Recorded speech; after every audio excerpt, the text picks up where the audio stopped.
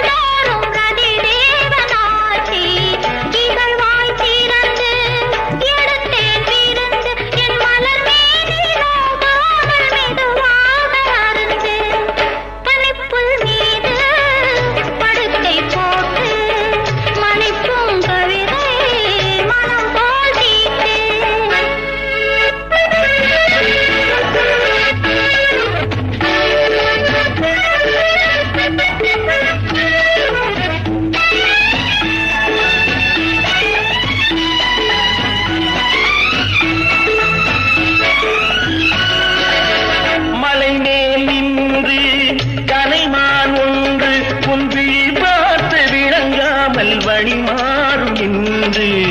மழை நீர் கொண்டு முகில் போல் வந்து தன் தளிர்ப்பூவை தாளாட்ட தலைவாணி என்று சிலிர்க்கும் அங்கம் சிவக்கும் வண்ணம்